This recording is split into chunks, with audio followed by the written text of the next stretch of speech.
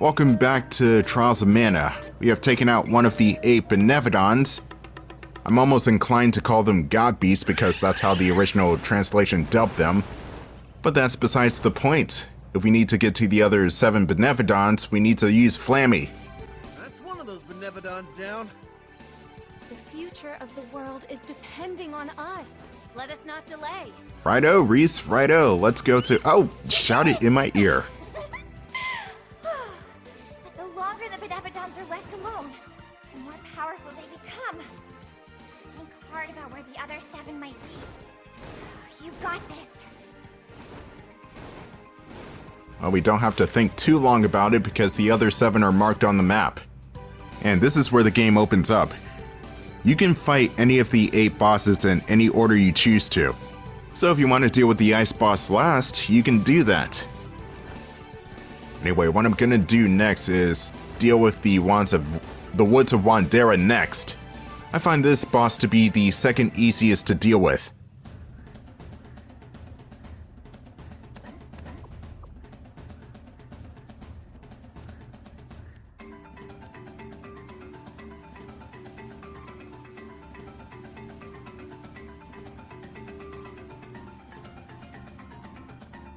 Trees are so thick, this deep in Lamp Bloom Woods. With all this foliage, we should keep the fire magic to a minimum. Too bad this game doesn't have such a hazard as a feature. You know, that would be cool if like using too much fire magic here would just burn the whole forest down. Or maybe not cool depending on who you ask. that would be interesting. The Wandera Woods is more of a kind of a platforming segment, but not quite. Or at least some sections are more platform heavy than other sections. The game expects you to at least jump over a couple of obstacles in order to avoid the acid, or purple goo, whatever that's supposed to be on the ground. You also need to use some platforming skills if you want to get some goodies. Ah, Mystery Seed. Hopefully that's the one I'm looking for any of the characters. Because the way the Mystery Seeds work in this game is you can get a light side item for a certain character, or you can get a dark side item for a certain character. And it's completely random. I guess you could save spam it, but I don't do that because there's no point. Basically, save spamming is when you don't get the item you want, you reload the save, and then go for the item pot again to hopefully get the item you want. I mean, it's a decent strategy, but also this game is very generous with item seeds. The enemies here, or I should say enemy, one enemy type here is a bit of a pain in the ass. And we're looking at her right now, the one fluttering in the air. The Queen Bee herself, Queen Neeb. Wow, what a stupid name. If they're by themselves or with some other enemy type that's not the same, then they're no problem. But if you get multiple Queen Neebs, oh god damn it. Look at all this shit on the screen. I can't survive this, and certainly my AI partners won't. There goes Angela, and honestly I can't even blame her at this point. The Queen Eves, and Pax that is, they are fucked. Look at these attack patterns, I can't even get close to that. Oh, Reese is down. Looks like I'm on my own. And I can't even use my special to bail me out. Oh, this is wonderful. That did not hit me at all. I'm calling shenanigan freaking Skywalker on that one. I'm gonna have to stick and move with this. Float like a butterfly, sting like a... Jesus Christ. I never want to see a goddamn bee again. I don't care if it's that meme of a bee movie from 2007 or so with Jerry Seinfeld, which my aunt actually had. That was a stupid movie. But as you can see, 4 Queen Eves in the same room are pretty much the equivalent of a Stellar Blade boss fight. So here's what you need to do. You just whack them in a couple of times, and if you have a special, use it. Use it to your advantage. That will catch them off guard.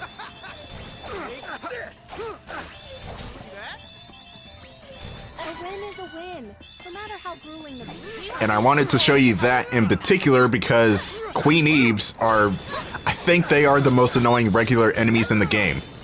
Not counting the bosses because the bosses don't hit that hard, or as often for that matter. The other enemies are a piece of cake. You got Mush Glooms from the Lamp Bloom Forest, which Yeah, they just go down easily. Just like any other mushroom enemy. I think there were goblin-type creatures here too, or maybe even worm enemies. But those pale in comparison to the bees. Like, holy shit.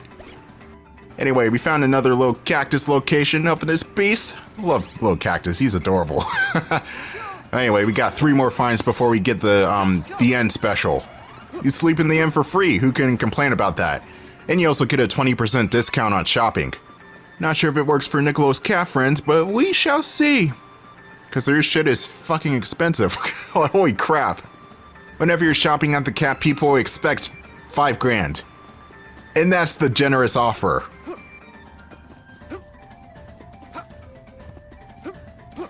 Now we have another 2.5D area, which this game rarely does. So whenever you do see this format pop up, it is pretty neat to look at.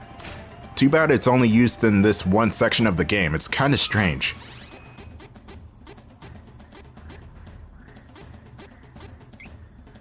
Here it goes.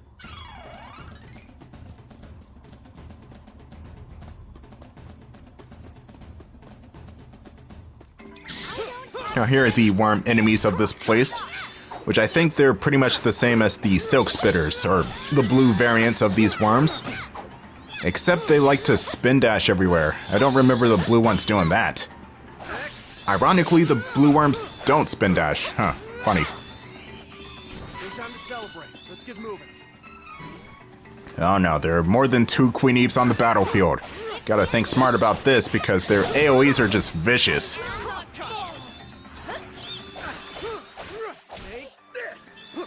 Looks like I got one of them down, and at least that's one less than before. Damn. Range on their attacks is just ridiculous. Look at the radius of the light lance. You seriously have to pick these guys off for real, because they don't have a limit to their specials.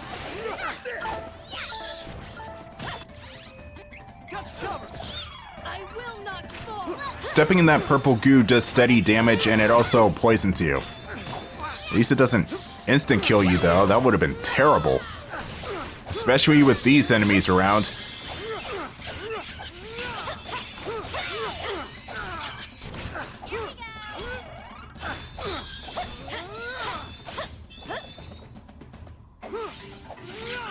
Well, that's that for these bastards. Now what's over here? Dream Read, which I never use. That's used to change the time of day, which could be useful if you're trying to do something at the night market, but I never go to the night market anymore, so who cares? Allow me. More Queeneeps. Okay, Reese, get their asses. Yeah, just have Reese handle it. Her attack at least goes vertically. And whenever you hit somebody that's airborne with a special, that's not a boss, you'll just immediately knock them down.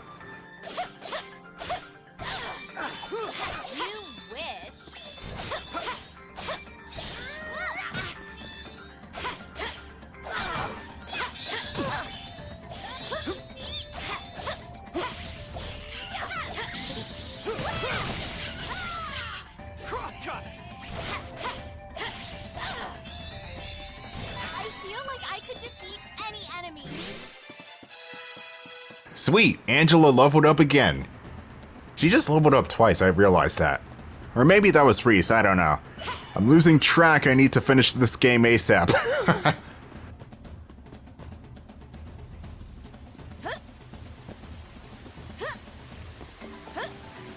This section's more platform heavy. Don't worry about falling into the water here, you'll just get pushed back. Which you can obviously save yourself from. This is not a very long screen.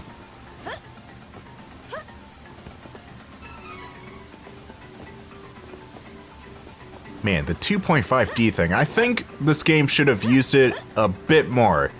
Not all over the place, but just a little bit more, maybe 2 or 3 more sections. I don't know, it seems kind of fun even if the platforming is a bit on the basic side. Like right here. Silver item seed, that's fine, I guess. It's not a mystery seed.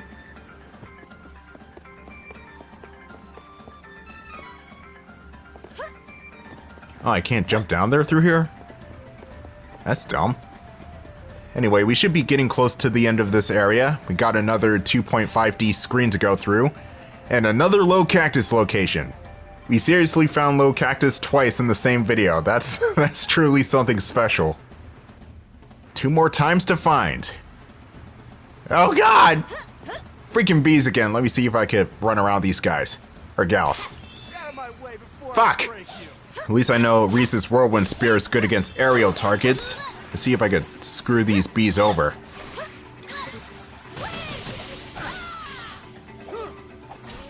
Yeah, that's what I'm talking about. Don't stand a chance against Reese the Amazon.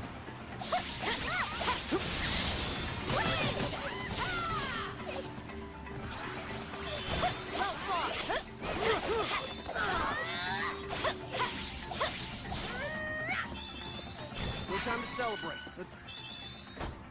Get moving. We just got a generous amount of XP out of that too. Anyway, let's just get to the boss before more of those stupid enemies show up.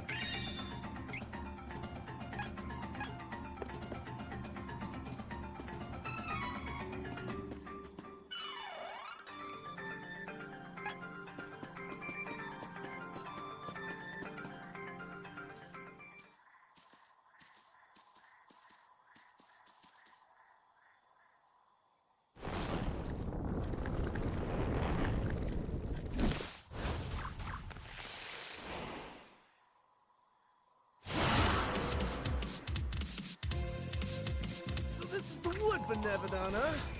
This pumpkin head needs some carving. It would be September by the time I upload this, so... Shit, I'm a month behind! Anyway, Miss Palm here is, not that difficult of a Benevodon to take down. You do have a couple of different targets you need to aim for, though. He's got the left and right tentacles and his main body, but his head is also a target, which you can actually hit. And that's going to be the greatest weak spot on this Benevodon. The only way you can attack the head is if you stun the boss, and that requires attacking all the other spots on its body. As for elemental weakness, he does not like wind, or electricity. Even though this thing is a wood creature, therefore he should be allergic to moon magic. But that's not the case. Nor does it actually matter in the grand scheme of things. Miss Palm has a couple of different attacks, one of which is the acid bubble, or poison bubble rather, which poisons the character it touches. And also attacks with a couple of its tentacles, which swipes from left to right. There's also Grumpkin. Grumpkin makes a return. He just jump over the tentacle swipes. Once Miss Palm gets to critical health, he'll start to use different attacks. One of which is called Sleep Flower, and the other one is Barrage Sting. Sleep Flower will put the character that's trapped in its radius to sleep, obviously, with some Nosa flowers. Barrage Sting is a more straight-ahead attack where Miss Palm will shoot thorns out. And I think that's all of the attacks Miss Palm has. So he's not a bad boss. He is extremely tough though, as in his health bar is pretty huge. And looking at this makes me want to watch Nightmare Before Christmas. I don't know why. As the fight proceeds, the boss will start to throw out more Grumpkins and more tentacles. You definitely want to watch out for all of the bombs. And he's stunned. Take whatever opportunity you can to kick his ass.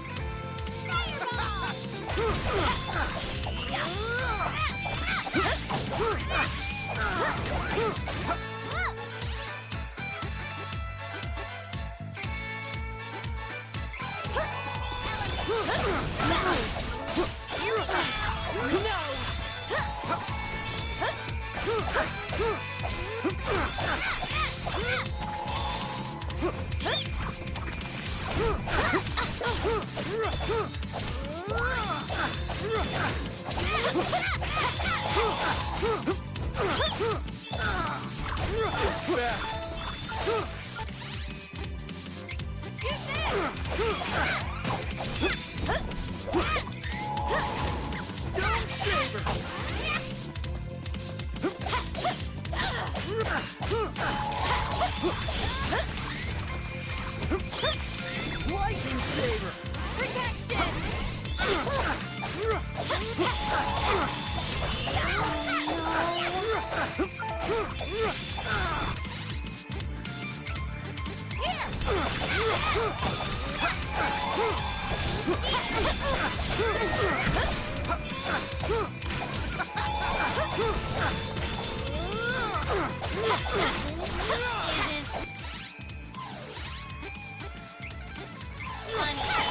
Silver!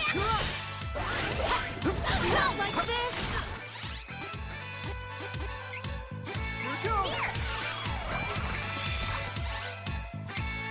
Lightning Saber! Here we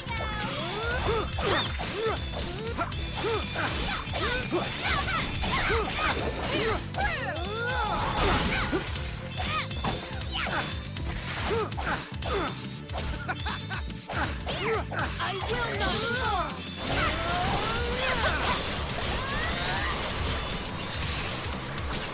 Cut you down!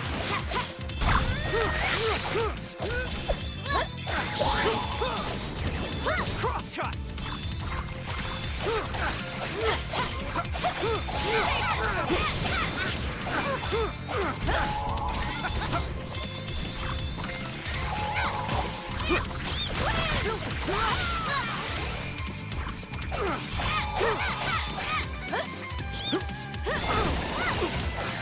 Blast it!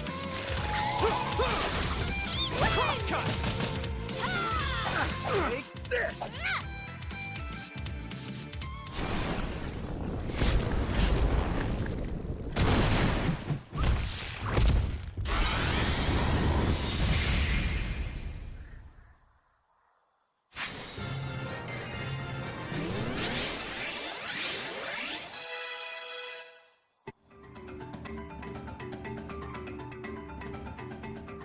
And that's the Wood Benevodon taken out.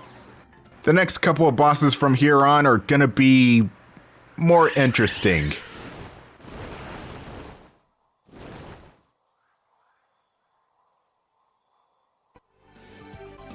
We have now defeated 2 Benevodons. Only 6 left! Let's hurry! We're doing pretty good. Let's go! That's going to be the end of part 29 of Trials of Mana. Stay tuned for the next episode.